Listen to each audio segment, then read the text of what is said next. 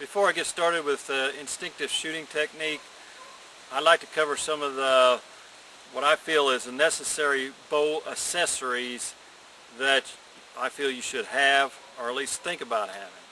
Now, one, of course, is pretty well mandatory, and that is a bow stringer.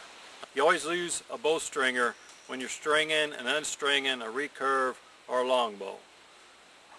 That's just the safest way to keep from getting you injured and from harming the bow in some way, twist a limb or something like that. So I'll go ahead and string this bow up.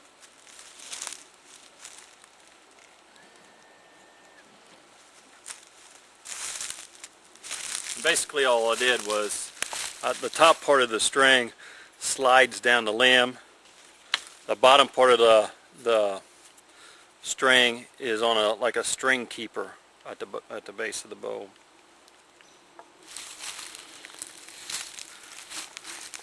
Now, one tool that you're going to find necessary is a bow square. Now, a bow square is used when setting the nock point on your bow. Doesn't matter if you're shooting on some type of arrow rest or not. I'm shooting off the shelf here, so this is how it's going to be put on. And if you notice, my nock point is going to be, I'm going to put my nock point an 1/8 inch higher and start from there. The nock point is where your arrow gets knocked onto the string. If it's too high or too low, your arrow is going to go up and down. So you may have to fine tune that. And what you're using on your nock point is a little brass ring with a plastic insert in there, and then you're just using the pliers like this to crimp it on the string or to take it off and move it up a little bit. So you're really using this to fine tune your bow. It's necessary for, especially when you're starting out or get a new bow string, which they don't last forever. Speaking of bow strings, is one of the items that you're going to need to maintain your bow string is regular like bowstring wax. This is just this brand of it. There's all different types of brands of wax. It's just basically beeswax. You're just going to apply the wax to the bowstring, and that keeps the string from drying out and fraying out, and it lasts a heck of a lot longer with that. Another item that I find necessary, especially in a hunting type of situation, is some type of string silencer. You always got the twang of the bowstring, and a string silencer is usually, well, these are rubber, they're cat whiskers. I got fur, like muskrat fur on my longbow, so they make it out of several different types of material. For like, I just find the cat whiskers works pretty good on this recurve, and that's what I use. Another item that I use, if you look at this, it's a brush guard. It's like a brush button actually, and if you're hunting with your bow and you're moving through the woods, you'd be surprised how many weeds or little twigs and stuff get stuck in that bowstring between the limb and the string. The next thing you know, you're tugging along, making all kinds of racket, trying to get yourself loose. So, plus they take a lot of the vibration and stuff out of the limb and off the bowstring also. So they work both ways.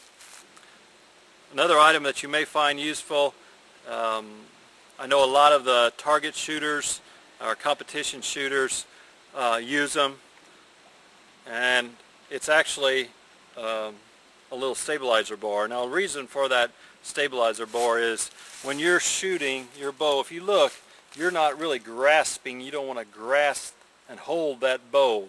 You just barely want to have it in your fingers. Now, if you have it in your fingers, look where it naturally sets at. It wants a cant back. So by putting on this stabilizer, and it don't take much of a stabilizer, it's just a little one. This one I actually used for years, and you see now that the bow stays in the upright position. Plus it gives you a little bit of weight out there when you're shooting. Some people find it helps them out. Some people don't like it. Personal preference. I'm going to go ahead and keep this on while I got it out here. Most of the time for hunting I don't normally use it. I can't really say that I never use it, because I've used it for years, and it's just like I said, it's personal preference. Another item that I find necessary, especially if you want to protect your bow, is the bottom of the bow is like a limb saver. It's like a little rubber piece on recurves. They make them out of leather or rubber or whatever you want. It just slides over the bottom of the bow, because a lot of times you're standing or you're setting the bow down, and you know that's the part that rubs on the tip of the bow, and it wears itself out. So like I said, I always keep a little limb saver on there. You're going to have some type of finger protection. Now your fingers may be tough enough where you can probably shoot a couple shots, but if you're going to shoot a lot, that string eats in on your fingers. Take several different items for that. One is a shooting glove, and the other is shooting tabs, and they also have, which a lot of the shooters use, and on a bow fishing setup, is they got like rubber pieces on here that roll off. I got it set up on my fishing bow.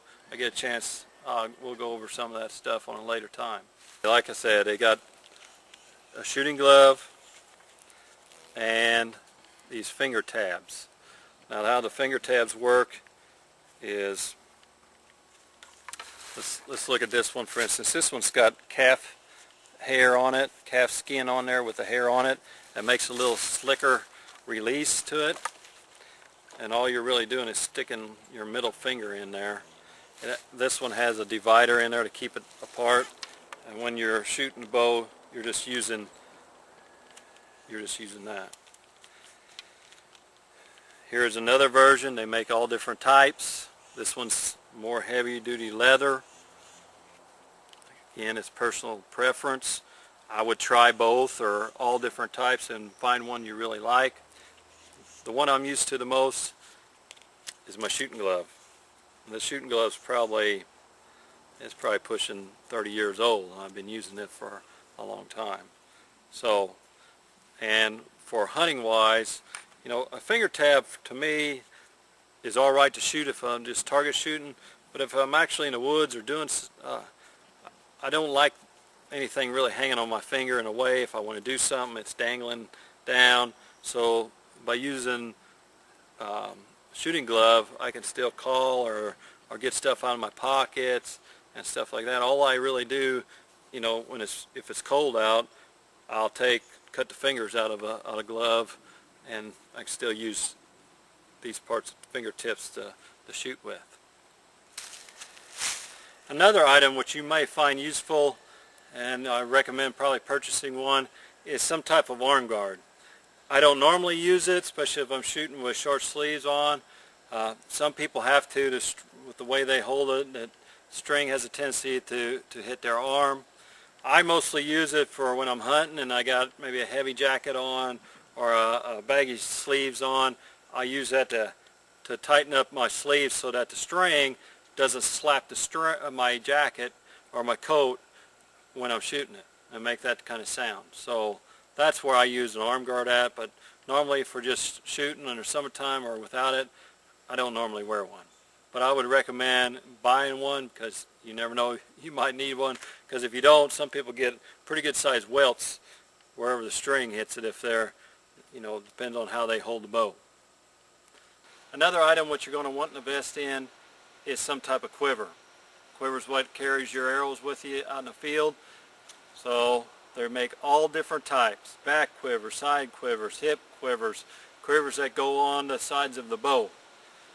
I have all different kinds. My favorite is a hip quiver. I like a hip quiver. I like my arrows to be down here.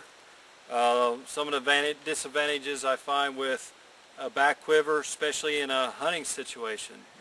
On a target shooting gun, it doesn't really matter, but for hunting, if you got a back quiver and you got to make a second shot, you're doing this number, pulling that arrow out over the top. And I'm going to tell you one thing right now, you're going to be flagging a lot of game when you do that.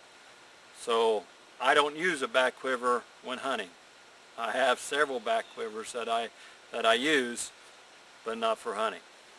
I have quivers that mount on the side of the bow.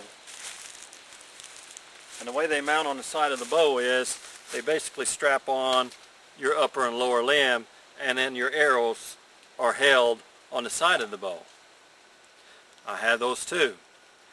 I don't really care too much for them because what it does, it makes the weight of the bow a little bit off to one side, and it's my personal preference. A lot of guys have them. Again, I like the hip quiver because when I'm shooting, I can just, or if I'm in a hunting situation, I can slip an arrow out real easy and knock it and shoot. Plus, if I'm moving through the brush, I can go ahead and hold my quiver like this, and I don't catch near the amount of brush on my arrows as I would if I was just letting them stick out. So I got a little bit of control where the arrow's at. That's why I like a hip quiver. Like I said, they make all different variations of it. This one's just a cheap, regular old hip quiver. Again, personal preference.